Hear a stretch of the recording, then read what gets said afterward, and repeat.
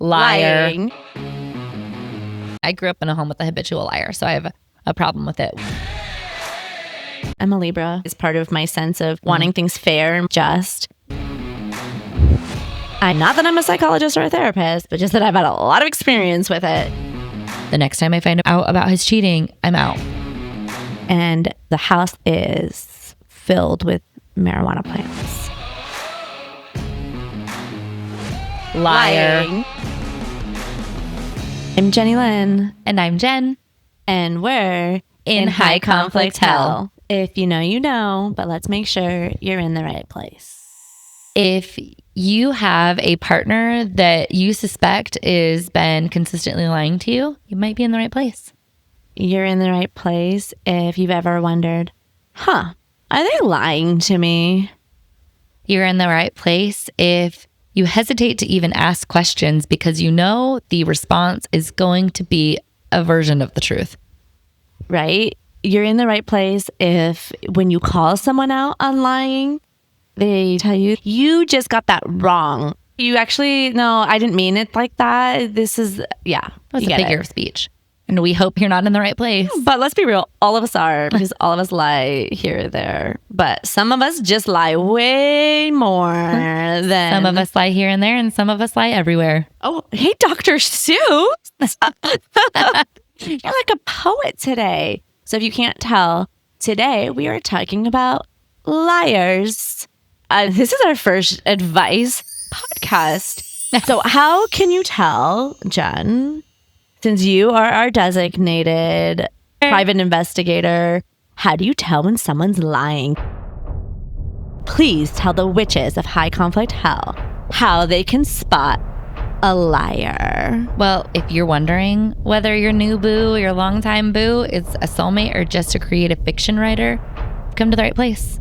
The first thing you do is you see if they open their mouth. If they do, they could be lying. That's step one. Step two, if words actually come out of that open mouth, they are highly likely to be a liar.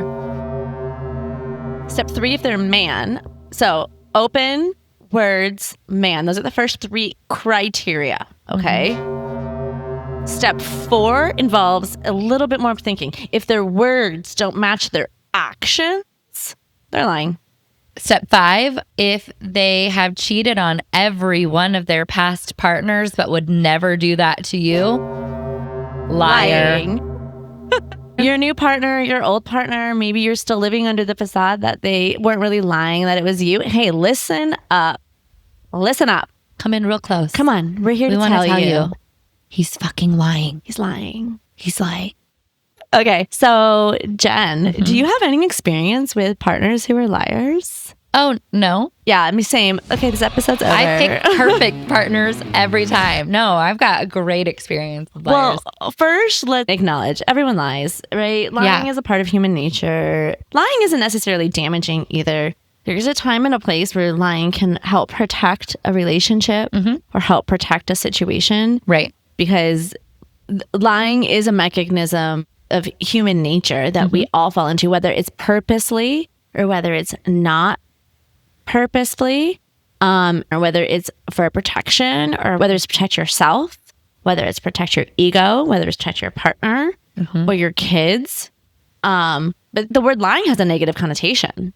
I mean, when someone says you're lying, no one's like, oh, but this is a good lie. But that is the reality, is that, you know, it doesn't necessarily have to be hurtful. Right. But the word lying doesn't produce like happy little butterflies. You can also lie by omission. You can also falsify like documents as a form of lying. You can also conceal, withhold information, not mentioning you were laid off, or not mentioning who you're at dinner with or at lunch with. That's concealing, right? Or not mentioning that maybe you're growing weed in a warehouse in upstate New York. Minor. Right. Differentiating from an honest mistake. Oh, I forgot I was growing weed in a warehouse in New York. We'll get into this. My ex-husband loves the forgetting. Yeah, honest mistake. I didn't know I wasn't supposed to have sex with this woman outside of our relationship. Honest mistake. I forgot I stuck my dick in her. Right? I fell and it just landed. So how do you feel about lying? What's your general like I have feelings? a serious reaction to lying usually, but I too think little white lies sometimes are acceptable. There are times when lying is helpful to a situation. However, I think that's a very fine line. Okay, would you consider then truth one of your core relationship principles? Yes. Oh, easily. Yeah, because some people it's not. Like some people Right. like freely accept that, yeah, that person doesn't always tell the truth. Well, and- I don't let anything go, so that could never be me. Right? Yeah, truth is also, and being honest is one of my core needs in any kind of, even friendships. Unless we're talking shit about you, that has to be done behind your back. Well, still not lying. You can say, But what if you were to find out? that's okay. Who are you telling this to? Another friend, Okay. a mutual friend. And the other friend comes and tells me. Yeah, and they're like, hey, Jen was saying that you, JeniLynn, had just kind of been an absolute cunt lately. Mm-hmm. And then you come to me. Am I going to say, no, that's not really how I said that? Or, yeah. Oh, What do see? you want? Okay, I wouldn't care about your reaction of whether you're admitting to me or saying it or not. Okay. I would care about what made you feel that way. Right. Because I do get that sometimes you don't feel comfortable going to the person. Right. For whatever reason. Or it wasn't a big enough deal. Like, let me just get those off my chest. But if you said that as being an absolute cunt for no reason, I would probably be like, I probably was. True. What happened that day? Could you remind me? I'm an absolute cunt all the time. Right. Was this Tuesday or Thursday? Which day did it bother you? Because usually you're cool with it. I felt like that was our dynamic. Yeah, it is. It is. No, I'm really serious about truth. And I grew up in a home with a habitual liar, so I have a problem with it. Yeah. There was a time where one adult in my life was trying to get the other adult in my life in trouble. How old were you? Adult that had me do this, 11 or 12, I think. And I did not realize the seriousness of it. And one of these adults drove me to the police station and said, you are going to go in there and tell them that this other adult has been physically touching you inappropriately. And so because I was scared, Jen. I did not know what to do. Yeah. And that broke me of lying because I was like, wait, this is life changing. And this adult was a trusted adult. Yeah. They actually had never put me in any position like that at all. And so I went in there because I was physically scared. And I walked up to the plexiglass window where the woman was working at the front. And I was like, I need to talk to a police officer because someone has made me come here and is trying to make me say that another adult is touching me that is not touching me. I was like, how can I do this without being physically harmed and also not get this person in trouble? And it was like a really fucking big deal. And Yeah, that is a huge deal. they did not get in trouble. So I did the right thing, but And you've had such a freaking life. I'm just going to say. yeah. You're still in your early 30s and the things that you have been through as a kid and then the things you went through as an early adult and now the things you are going through again When I thought I was in the clear. with people you're still deceiving and still lying to you about even the most basic things like what they're doing with your kids. And I hate this so much. You're freaking resilient. I hate that word. I don't want to be Me too. resilient. Right. I don't want to raise children that are resilient. I want to be soft. I want to be a couch potato. Feminine. I want to be loved. I don't want to be resilient. benefit to me is I'm fucking tough. You are. And I thought all tough. these things were normal. But I've told you this before. Hearing you say that this right now, what you're going through after everything I know you've been through, and you've only scratched the surface with the listeners, like, Yeah. and that this is the hardest thing you've ever been through. By far. That is so validating to so many people, specifically me. So thank you, because this is hard. Well, I This didn't is hard, choose this, and so you you're are welcome. tough. And for someone who is as tough as you to look at me and be like, JeniLynn, this is hard. This is the hardest thing I've ever been to. I'm like, you got this. Like, we got this. We all got this. This is hard. It's true. And we're doing it. It is the absolute fucking worst thing. Okay, so back to lying. Back to lying. What made you, like, what created that development of truth being a core requirement of your relationship? My birth chart, I'm a Libra. Oh, yeah. So that's seriously what I think it is. That Yeah. is just really a part of my personality. It's part of my sense of wanting things fair and wanting things just. And it's funny because I was out last week with some friends and we were talking about our signs and she was like, oh, you're Libra. What's your core? What's like, what is that? And I was like, oh, it's balanced. She's like, you're not balanced. And I was like, well, true. With maybe some more meds, I might be. But that's a core part of me is the fairness and the commitment to justice and truth and justice go hand in hand. I will say that as I've gotten older, I understand more about lying and why it's a function of society. Not that I'm a psychologist or a therapist, but just that I've had a lot of experience with it. Yeah. And I get it more. It doesn't inflame me as much as it used to. When I used to feel like people were lying to me, I'd be like, you lied. Like that was like the biggest sin in the world. And I don't really feel that way anymore. I mean, it's more of like, hey, why did you feel like you couldn't tell me that? Yeah. I'm also accused by my ex-husband of lying about some things. And I'm like, oh, I mean, me too. You know, how do I defend myself too? On the other side of that, like, you're a liar. No, I'm not lying. You know, that's a generous reading of that situation. Right. I don't think I was lying. I think you were being difficult. Maybe a situation changed and I didn't correct it. Yeah. I didn't come back to you and say, you know, X, Y, and Z is now not there, whatever. Yeah. So how then, realistically, how do you spot a liar? Not like on the street, but in an intimate partner relationship? Because that's where I do think it matters the most, is if you're being truthful in your intimate partner relationship. How do you spot a liar? Mine is my intuition, which is otherwise known as pattern recognition. That you have a lot of experience with intimate partners lying. And so you're able to spot it. Okay, so like, what are those things? Like, can you articulate some of those things that just don't match up to you? And you're like, wait a second, they're lying. Words. I'm one of those really annoying people. You've been dating men. I've been dating men for a long time. So did you have a lie from your ex-husband or another partner that should have been a red flag that you took more seriously and you didn't? Our very first interaction. Oh, great. Very first. So off to a great start. I should have known better. And it wasn't a big lie, is what I'll say, but it's very indicative of his personality. We met, I had just graduated college. I was 20 and he was working like the local county fair as, what do they call themselves? Carney. He was a carney. He was not a carney, but I like to pretend in my head that he's a carney now. He was working for a beverage company. As a carney. Doing a promotion, handing out, drinks for this beverage company. And I was a sample girl. Oh. I was promotions. In a bikini?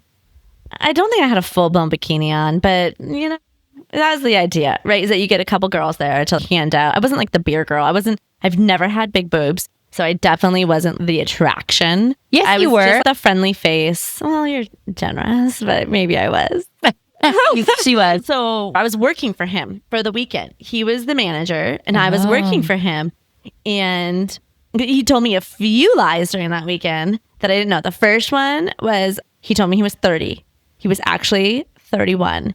And who knew? Why? Well, he kept this lie going for almost a whole year. So it wasn't like he had just turned 31 and forgot. He kept this up. Yeah. Well, and he has a sister and he's from the East Coast, my ex-husband, and I was in Hawaii. We were dating while he was working for this company still. And I was flying to New York to go spend his birthday with him. And he was turning what I thought was 31.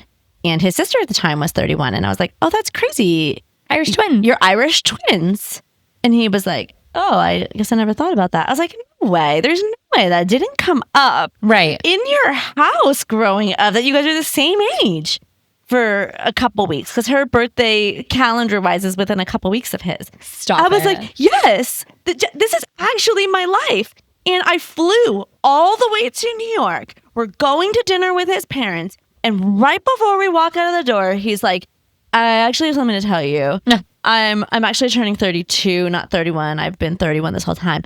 And I was like, you mean for the last 364 days? What the actual hell? I was like, and I was confused too. I was like, why would you lie about something so stupid? Right. And his reaction to me was, well, I was just telling everybody I met when I was like because he was on the road. He was traveling for work all the time. Yeah. I was just telling everyone I met that I was 30. I mean, the 31 just made it, complicated, which also, I don't understand that rationale. Right. And I was like, why didn't you ever correct yourself? Like, before you said, hey, I love you, why didn't you say to me, I love you, and by the way, I'm 31, not like, why didn't you just self-correct along the way? Right. But we're so desensitized to people's lies like that his explanation for me, I would have been like, oh, okay. Well, I can remember being a little bit confused. Right. But it wasn't big enough for you to be like. Well, and then the second thing he had told me was when we were at this fair doing this promotion, he came back with like all these tickets, right? I wanted to still go on rides and stuff. I still love a good roller coaster. Too. And he had told me that they were just given to him. And it came out years later that he actually went and purchased all the tickets. And I said, why did you pretend like someone gave them to you? And he was like, well, I didn't want to seem like I was putting that much effort into like, what? Like getting to know me? Doing something that I like to do? You didn't want to seem like you were actually putting the way to your heart. Effort in, right? I love presents. Spend money on me and show me that you gave a shit. Gifts is one of my love languages. What a weird thing to do. Yeah. And so in hindsight, and I found out about the first lie very quickly, within a year. I didn't mean to bore you with my story. And I was like, she just yawned like the biggest. Go ahead, tell your story. What's something that you found out then? Apparently talking about me sucks. I'm so sorry. For the camera, I was trying to not be on the camera. And for you, I was trying to make it seem like I was going to sneeze because I knew you were going to have a reaction. Sorry, your life story is boring as fuck. Sorry. Okay. Anyways, moving on. I'm just kidding. I'm just kidding. So yes, I realized very early on that my ex-husband was not the truth personifier that I was seeking or needing in they don't exist adult relationship.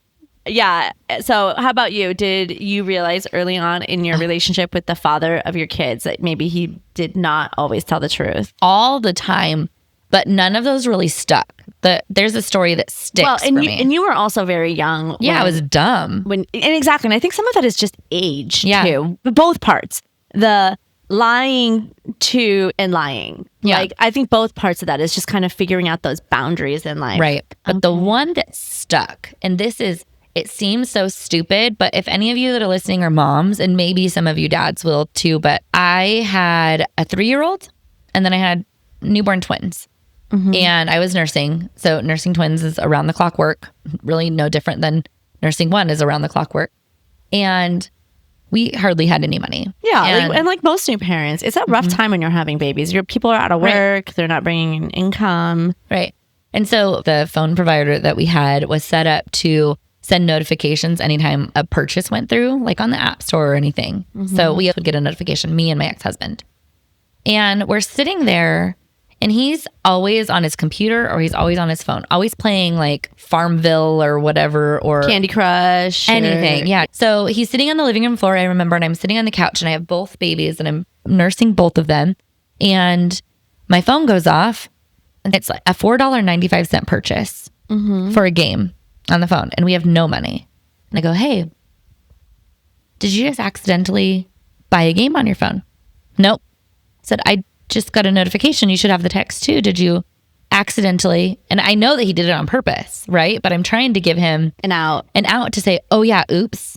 When we have no money and I'm feeding our babies right now, and you look at me and say, nope, I'm looking at you with your phone in your hand, and you just refuse to acknowledge it, or even saying like, yeah, I did. Yeah, I want it. Yeah, it's just $5. Don't worry about it. Yeah, but $5 was something for us to worry about at this time.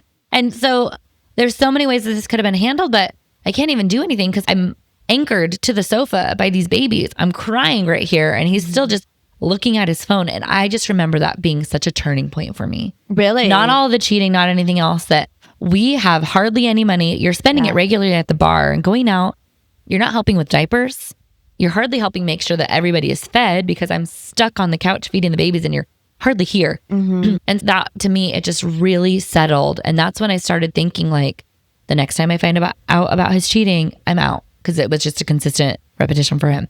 The next time that he has a really big, serious lie. Isn't that interesting, Jen? So this incident happened with the $5 game. Yep.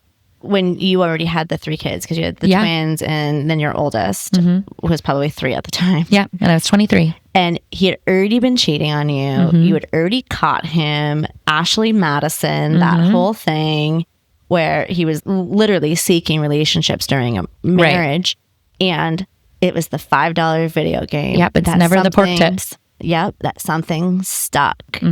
And I wonder, why do you think like the big betrayals, like the cheating, the lying about women, the lying about... Yeah.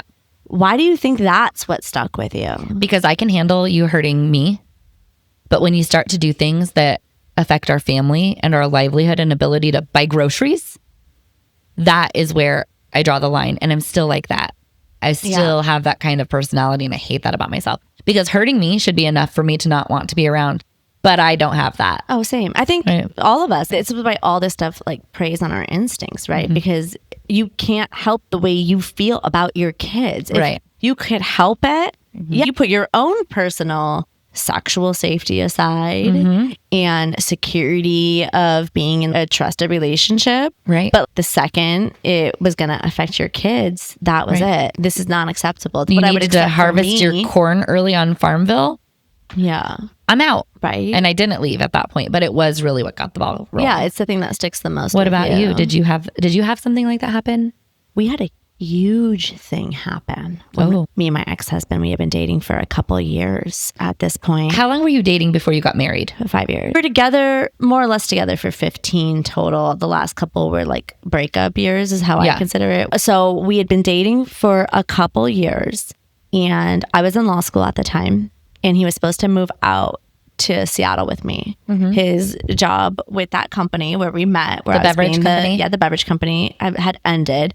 And he had gone back to upstate New York to help his parents pack up his childhood home, basically. And he was supposed to move out to Seattle with me. Okay. Immediately. And he just never came. Like, it was one of those things where he kept telling me, yeah, I'll be there next month. Yeah, well, I'm just going to come for a visit for a couple days right now. And he just never came. No. So I started school in September. And by Christmas, I was having like anxiety attacks, and I was running 7 miles a day to try and, because now I'm a first-year law student. I am living in a big city that I don't know anybody. My long-term boyfriend of a couple years was supposed to be moving out here with me. And not to say that I wouldn't have gone to law school in Seattle. I probably wouldn't have. I wanted to go to Pepperdine, and because I like the ocean, and he'd rather have been in Seattle. And so that's why I picked Seattle. And also I had a full scholarship to a school in San Francisco. So it doesn't matter. It does matter. If there's any younger girls that should not be listening to this right now, but you do not make decisions like that based on men. I've done this too. This isn't to put you on trial here, but do not do that. Jen, I wanted to drop out of law school to go and move to upstate New York to be with him. If he won't come here, I will go to him. Do not do that. We all do it. It is a lesson that you learn the hard way. Take JeniLynn's mistakes. That's how toxic that relationship was to me, though. I was begging. I was dying for his attention. I was dying for his follow through. And it's the chase, especially because he's supposed to come and he's not coming. Well, and you could just solve it. And that's what he loved. He loved me chasing him. And at the time, it didn't appear that way to me. I don't know how it appeared, but I just knew that I wanted it so badly. And I would have done anything for that. And so by the time the holidays came around, I was under so much stress, and both my grandfathers passed away within a few months of each other. I was in Hawaii over Christmas to see my family. I ended up having to fly back to Seattle by myself. And my mom was supposed to have come with me, and she couldn't because she had to go be with my dad while his father was dying. And my ex-husband was supposed to fly out to Seattle to meet me there. And to move or just to meet you? No, just to meet me when my grandfather was passing away. And he didn't come. He didn't get on the plane. Like he had a plane ticket purchased and was getting on, and he didn't get on the plane. And he didn't get on the plane. And we broke up. Yeah. Good job. Briefly. Then we got back together. I know that feeling, but I don't remember what his reasoning was for not coming. He just didn't feel like it, I think was what he told me at the time. None of it made any sense to me. I was like, Because you're not that kind of person to your people. I would never do that to somebody, especially someone I was in love with. They're dying to have the flu and get on the plane to be there with somebody for their dying grandfather. Yeah. And so we broke up for a couple months. I can remember it was Valentine's Day then, and I was going out with someone else, another guy. And he got on a plane basically a couple days later and came out and was like, no, let's do this. Let's get back together. Yeah. Because, he doesn't want me, but if someone else wants me, that's the issue. I'm about to go on some dates. And so he ended up moving out to Seattle a few months later. So I still did my whole first year by myself. And so he had driven his car out and we were driving his car back east together. Okay. Yeah. To get the remainder of his stuff. So it was the summertime now. It's between my first year and second year. And so we were going to pack his car and move it back out to Seattle. Okay. Okay. We're driving across country to New York. And on this car ride, he turns to me and says, I need to tell you something.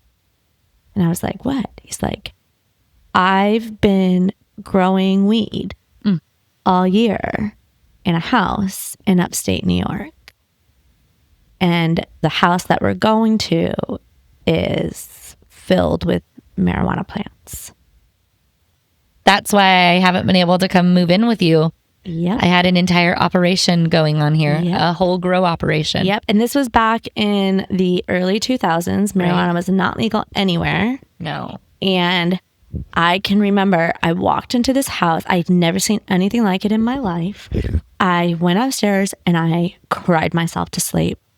I was like, what the? We had just gotten a place together in Seattle. Half of his stuff was already out there. I was like, what am I going to do? You felt like you're in the Twilight Zone. Absolutely. And number one, I was like, my profession, I'm working so hard to have a professional license. And I'm looking at this person. I had known nothing. He ended up telling me he's grown weed throughout his whole 20s and 30s. Because I was like, how do you know how to do this? All the way up to 31?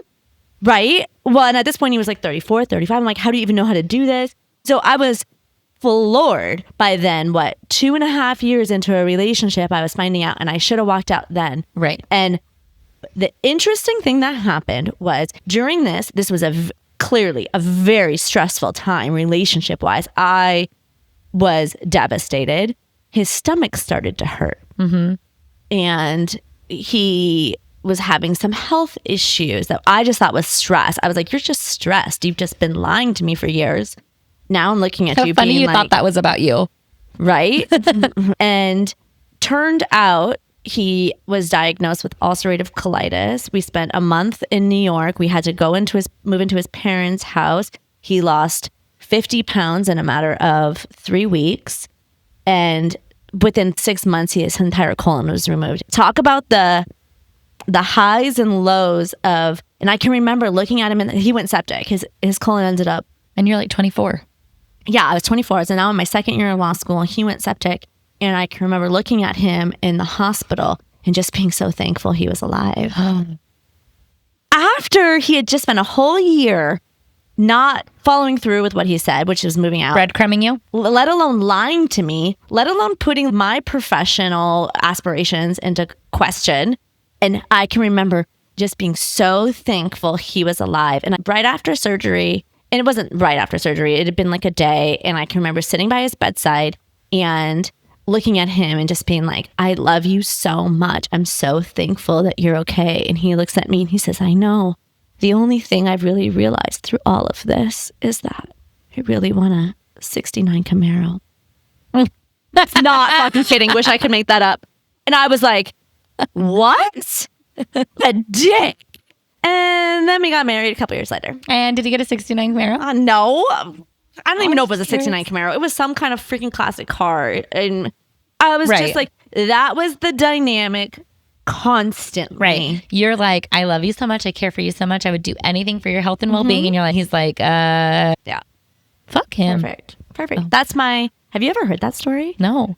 I don't think I've heard any of these stories. This is fun. Well, and because I really, as much as I'm talking about my ex-husband on this podcast, I really try not to talk about it. Yeah, right. Like, I don't like revisiting those early years of our relationship or identifying things that were huge red flags and how stupid I was that I just ignored it because I'm a freaking idiot. Yeah. I had another one. So I was pregnant with our oldest. I was like 4 or 5 months pregnant. I woke up in a puddle of blood at one point when Okay. Scary. And well, yes, and I love my daughter and I'm so happy that she's here, but I was not emotionally attached to this pregnancy at this point. It just happens when you're 19. And I had this partner that was kind of a partner, kind of not, would break up with me, get back with me, break up with me, get back with me. And he went out for the night with this woman that he used to sleep with. Don't think anything happened. But You're still covering his ass. Go ahead. so he was out with her. She was one of his colleagues. And so this happened before he left. Like, you go to the bar at like 10 or 11 at night. I was pregnant, so I went to sleep at like, I don't know, 6 or 7. I was exhausted. Wake up, this happens. And he's like, okay, I'm leaving. And I was like, no, you're... Wait, he left after you'd woken up in a puddle of blood. I was like, no, you're going to drive me to the emergency room. He was like, nope, I've got plans. Oh, God. So I was like, okay, actually, that's fine. This is probably not that big of a deal. I don't have a clue. I don't know what the fuck I'm doing. So I drive myself to the emergency room and they tell me the amount of blood that you've lost. You've lost the baby, which happens all the time. I'm like, okay. So they're waiting because it's non-emergent because this is a normal miscarriage to them. Yeah. That they'll have somebody come by with the ultrasound machine in a little bit to decide our next steps, whether they're going to, how they'll remove it or just let it happen on its own. So I'd been trying to get a hold of him and he's not answering his cell phone. So you're at the hospital by yourself. Trying to tell him like I lost the baby. Yeah. Right? Finally, this woman that he's with, I text her and I called her until she answered. Dun dun. Yeah. And I was like, I need to talk to my now ex-husband. And she's like, okay, no problem. I get him on the phone. I was like, you need to get here now. Immediately. Like, I lost the baby and I don't want to be here by myself. Yeah. He's wasted. He gets there and he goes to sleep. They come in with the ultrasound machine and the baby was there. The baby was fine. Oh, yeah. I had Lucky. I had a hematoma of sorts. So it was a placental abruption and a hematoma or something. I can't even remember. It was so long ago at this point. They were like, it's fine. You just have to take it easy. Yeah. So, and resulted in really not being that big of a deal. But I'm watching It's a this big fucking deal. loser passed out in the hospital finally in the middle of the night after I had been there for many hours. And he was at the bar with another woman. Yeah. That's, oh, And I did not leave. yeah. It didn't even strike me to leave. Yeah. I remember being upset that he was asleep, but Now, do you see that he was probably lying, oh yeah, Jen? Okay. about everything. About all of it, about this woman and about Right. not sleeping with her. Like, what are you doing that you can't answer your phone like that? Your girlfriend is bleeding. Like, there is so much there. You know that, what? Aside of lying, he did not give a fuck about me. Yeah. That's the thing, too. It's like the lie's one thing, and then the willingness to compromise someone else's health For the bar. or career for the bar or some weed or whatever. It's not necessarily the lie. It's what the lie is covering up, what the lie is doing to the other person. Right. Like, go ahead, lie all you want. If it doesn't hurt me, okay. If it doesn't hurt our kids, okay. So, and I know you talked about this briefly, but can you talk again about his stance on lying the other night when he was going to take your kids to a concert? To the hockey game. Oh, to the hockey game. Yeah, I'm still irritated about this, so you're going to get the hot version of it. Okay, yes. And before you go into the story, though, he's still routinely lying. All the time. We just did an episode about where the F are my kids. Yeah. And he won't tell you where his address is. I mean, is he lying? Is he Lying by omission. and lying because he texted you repeatedly, you have my address, I'm still at this house. No, you're not. Right. Why don't you just tell me where you're taking my kids? Because it will ruin his adequate cause. Right, because it will ruin his case, supposedly. And that's more important. Ruining your case is more important than where our kids are and how I'm going to get there to pick them up or if an emergency happens. Right. That's more important. Your case is more important. The bar is more important than you being in the ER. Oh my gosh. And now there's a hockey game going on where ex-husband is going to take kids to a hockey game and he only has 4 tickets. And Jen has 3 kids, and then there needs to be the adult there, right? Him. So he sends you a message being like, hey, I want to take kids, whoever wants to go to this hockey game. And apparently he had also promised what was going to be stepkid, but now not so much because they're broken up. Yeah. To go to the hockey game as well. Yeah. And So he wasn't anticipating your oldest wanting to go because they've been having some things. And oldest was like, yeah, I actually do want to go. I've been dying to go see a hockey game. So now everyone wants to go, and he's only got 4 tickets. So he's going to have to make some decisions. But he told me, he said, well, stepkid, I already told her she could go. And so I call him because I'm like, hey, this is really important. Oldest kid who is really struggling with your relationship really wants to go. And you've had a conversation with the other 2 and really want them to go. So you guys are in reconciliation therapy, and she wants to go with you somewhere. This is great. You like act on this immediately. And so before the phone call, he sent me a text message that said, it would be really shitty for me to tell stepkid that she can't go because all of the kids want to go. So I call him thinking like, he's a man. Maybe he didn't think through, making excuses. He didn't think through this all the way. Let me stop you before you make yourself sound like an idiot. Right. And so I'm on the phone with him. Really hurt someone's feelings. Yes. Really damage a relationship. Right. So I told him, I said, hey, if it were me, maybe I would tell stepkid, hey, I'm so sorry. Something came up at work. I'll make it up to you. Let's go to the next hockey game.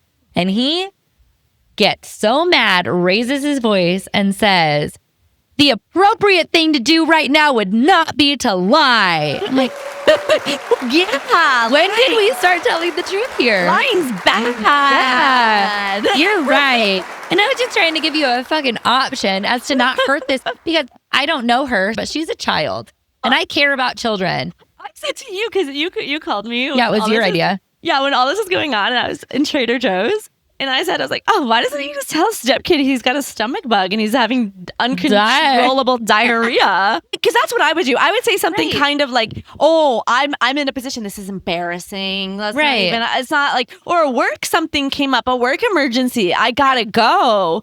Just something right to the point where there's not a lot of debate and just protect her feelings. Right. She doesn't feel like you're not picking her. Let me just tell you, it wasn't the pork tips and it wasn't about her. It was about trying to reconcile the relationship with ex-fiance, if you ask me. I think so too.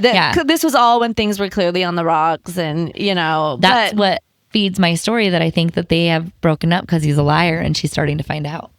Well, I mean, hopefully she's smarter than we were. Right? Because for me, it wasn't even like, are you a man? Did you open your mouth? Are words coming out? Do your actions match those words?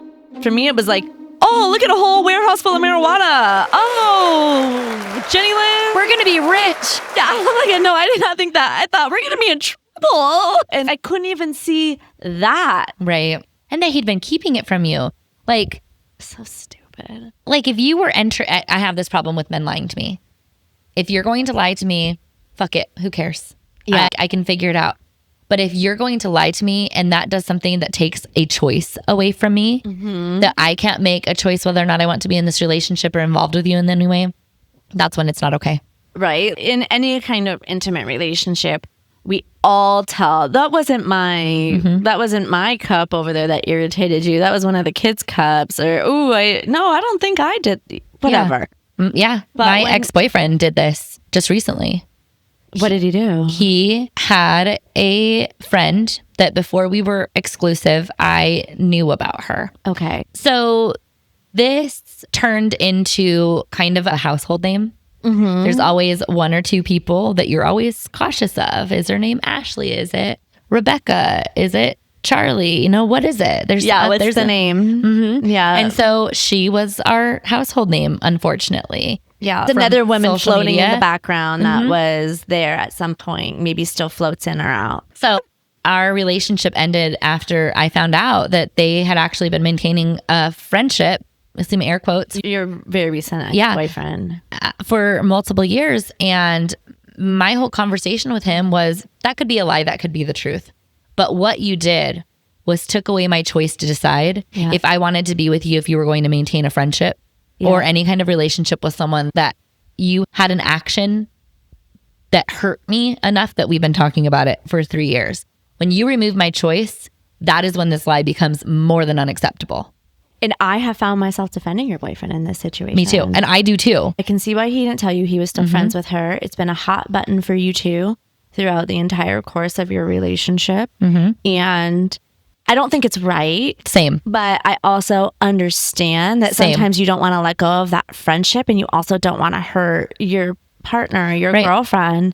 And the easiest solution there is just to kind of tell a bunch of white lies. Yeah. I don't talk to her. And then omit the fact that you guys talk or you're in communication, and skate over the fact that you might have run into each other. I get it. Okay, well, here's the hard part for me, because I get that. If I critically think through that, that's like a human nature kind of thing. Yeah. I have very extreme reactions to things like this. You've had history and they're very different, right? Your history involves cheating and lying. So when there's another female involved, that you know there's that potential there were those feelings there. Yeah, that's a hard boundary for you. Yeah. See, for me, that's not a hard boundary. No. Like but it should be, because for other reasons, but it's just not. I don't know. I have a very strange feeling about like the nature of humans, and that is a lot of the nature of humans is to kind of seek that validation. Yeah.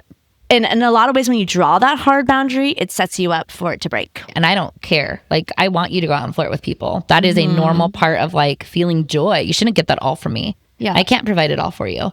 So that doesn't bother me. It's because there was some other events that happened that I was like, he's the one that I can't handle. Well, and I've had issues with Steve. Like, we've been together for 6 years. This is both of our second, marriages. We're not married, but serious relationship. Yeah. And my big thing, because we all have a device in our hands. Right. Things happen. We have work. We have friends. We have things. Right. Just operate from a place of authenticity with me. Right. If you're communicating with someone, just don't pretend like that's not a thing. If Don't I pretend ask like you, just tell you me. didn't like that thing or that person intend to. Like that's my feeling on it. Because I do think when you remove the secrecy from things, it kind of eliminates some of the, I don't know, question mark. And it's weird because I had an old boss. This is recently though. Okay, I worked for this man for 5 years. It was an online school where I did a lot of the course writing and web development and UX, UI. And anyways, I did a whole array of stuff. I was kind of like the CEO's right-hand person for the last few years that I worked for this company. And so we talked day in and day out. We'd be on the phone, just strategizing, coming up with different business directions and on text message. And I was always very open about that communication with Steve. Like Steve knew me and this man were on the phone constantly. We were on email constantly. Right. And honestly, this guy didn't have a lot of boundaries. He would text me at 10, 11, at night, 6 in the morning. He was on the East Coast. I was on the West Coast. It was a very fluid work dynamic. It's actually a really good work dynamic. Yeah. We really bounced. You like that? Oh, I love it. We really bounced off each other very, very well. He had a girlfriend. He had never been married. He was in his 50s. And at some point, she went through his phone. And nothing was inappropriate. Right. But just the volume of text messages. Oh, if you don't know about that. And she didn't know about it. And she moved out. I would too. And same. If I didn't know about that, you need to tell me that. And I can remember when he called me and told me this happened, immediately I was like, hey, if you need me to step away from this business, I completely understand. And he was like, no. I was like, what is wrong with you? He's like, I don't know how to do it without you. And that work relationship did end up ending right before they got married. And I can't help but think that was part of the reason why. Yeah. That he couldn't be transparent about the relationship between him and I. It was fun for him. And it was fun for me. But it was appropriate, but maybe the secrecy was fun for him. Yes. And I do think that secrecy portion is fun for a lot of people, men and women. And I've said this before, that even like this idea of marriage as an institution built around the idea of breaking a rule, that you have this public commitment or this commitment between you and God. What can I get away with? Now, when you go outside of that, it creates this adrenaline spike of fun and excitement when this is comfort and safe, which is also a really important need. Right. But it loses that fun excitement. It doesn't give you chills. It doesn't make your stomach turn. Yeah. So, I mean, lying just happens. It happens everywhere. So the time that I shared about the $4.95 charge for a game, that was when I first started thinking about leaving, and then I didn't. But when I actually left was because he told me he was going to the gym, and I'm a big gym person. I've been powerlifting for the last almost 14 years now. Get it. And I always wanted to do that with him, but he never wanted to share any of his hobbies with me. And he loved the gym too. So I'm like, this is one week. That is also a red flag. If you're interested in someone else's hobbies and they won't let you around it. Right. Red flag. But he said he was going to the gym. And I was like, can I come? Nope. Okay. So I had this pattern recognition, intuition feeling. And I checked our checking account, and he was not at the gym. He had gone to get something to eat for lunch, which is okay. Yeah. That's a reasonable thing. But the restaurant that he was going to is a very cheap restaurant where we lived. And the bill was a lot bigger than it should have been. So I had a neighbor watch the kids, and I got in the car and I drove to that restaurant. And guess what? What? He was not working out. He was on a date. Oh, Daddy's going to use this in court against you. Against me? Oh, because I was stalking. Stalker. No, but this is, yes, as you should. So what happened? You walked into the restaurant and saw them. She had no Did you idea say who I anything? was. Yeah, I did. What?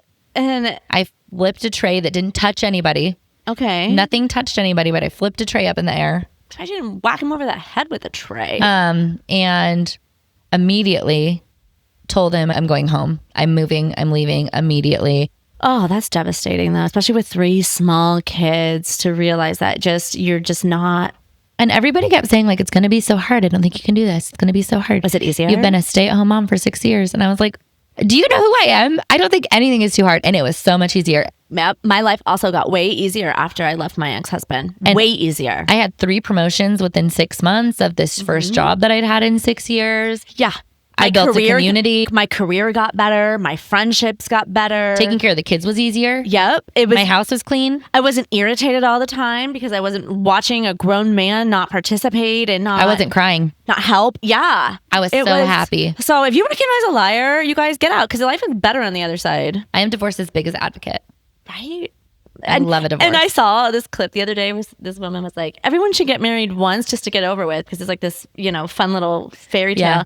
And then live the rest of your life because that is not the end all be all. And I do think that's one thing our kids are lucky is that they are growing up in a society and a culture where there's not this like huge facade around marriage being this great thing anymore. Yeah. I mean, our kids are getting the extreme version. They are. They're the polar opposite. Right? Okay. So what's not the worst thing that happened to you this week, Jen? Not the worst thing that happened this week is my ex-husband regularly changing therapy appointments without communicating with me at all. Oh, because it's not just therapy for him; it's therapy for you and your child, your oldest for him child. and him and our oldest child. Yeah, and I don't get notifications for it. Their system just doesn't allow it. Nobody's being nefarious there. It just doesn't get to me. So he knows he has to send it to me, and he's made updates. He's tried to change the dates. Not told me. Yeah, just being difficult. But you know what? Not the worst things happened to me. No. What about you? What's not the worst things happened to you this week? Not the worst thing that's happened to me this week is today is like a transition day for my kids. Like I drop them off at school and my ex-husband picks them up. And those days are hard. Those mornings are specifically hard. Mm-hmm. And I had some kids crying, some kids sitting on my lap, some kids telling me that they're just going to be back at my house this week, but I'll see them later. And it is just hard day in. And if this is hard for me, this has to be hard for them. Right. And when one of my kids got out of the car this morning, I actually looked at her and I said, please don't get out of the car crying.